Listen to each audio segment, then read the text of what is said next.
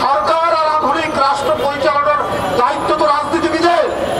তাহলে সেই রাজনীতিবিদরা আজকে বঞ্চিত করো কেন? আজকে নির্বাচন পিছানোর কথা বলা হয় কেন? বলা হয় কেন? ফেসবুকে লেখা হয় যে 5 বছর পর পর্যন্ত এই সরকার থাকুক। এগুলো কি উদ্দেশ্য পরিচিত? তাহলে মনে হয় আমরা বলেছি ভাই যে 16-17 বছর এদেশের ভোটাররা ভোট দিতে পারেনি, এদেশের জনগণ ভোট কেন্দ্রে যেতে পারেনি, ভোট কেন্দ্র ছিল শূন্য, সেখানে 4 জন্তুর বিচারক।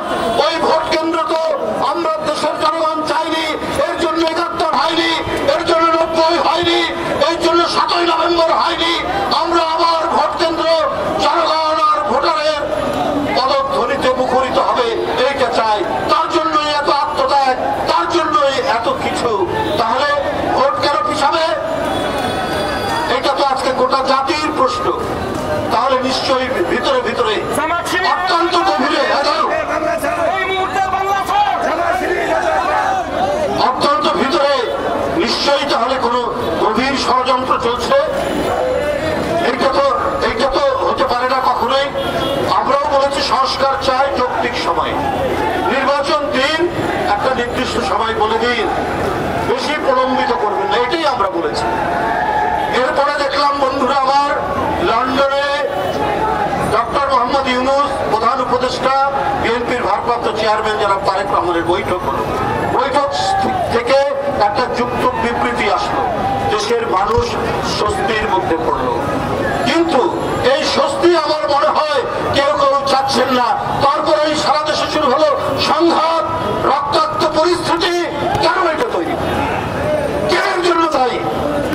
মিটফোর্ডে যে ঘটনা হয়েছে, সেই ঘটনা কি বিএনপি সেটাকে আশকারা দিয়েছে? সাথে সাথে বিএনপি নিন্দা জানিয়েছে, বলেছে যারা এটার সাথে জড়িত তাদেরকে বহিষ্কার করা, আজীবন বহিষ্কার। তাই করেছে, সাথে সাথে যারা সাথে সাথে করেছে।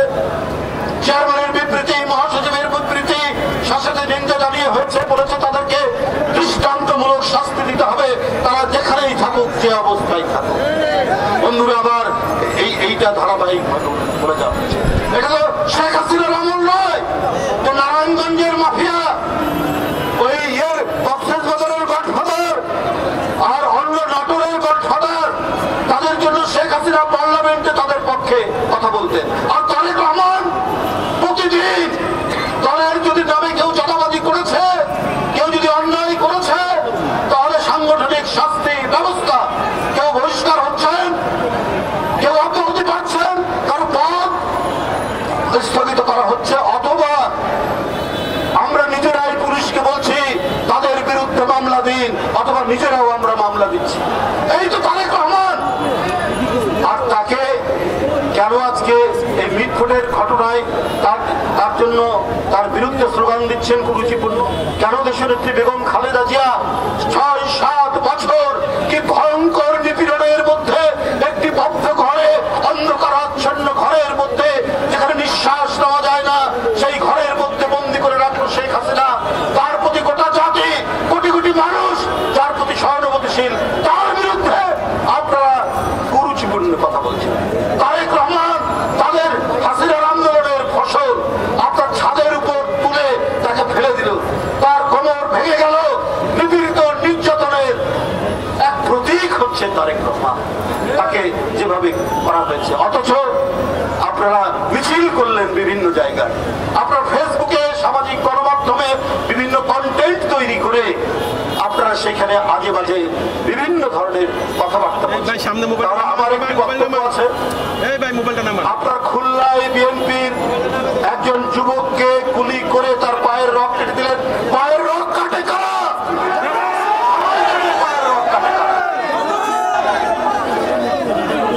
তাহলে আমার কাছে ওই সমস্ত ভাইদেরকে বলে দাও, ওই সমস্ত ভাইদেরকে বলি, আরে কোথাও কোনো ঘটনা হলে, যে ঘটনা মিটফোর্ডের সামনে হৃদয় বিদারক ঘটনা ঘটেছে, তার জন্য তো সব সময় যে কোনো হত্যাকাণ্ড, রক্তপাত সরকারকে অভিযোগ করে।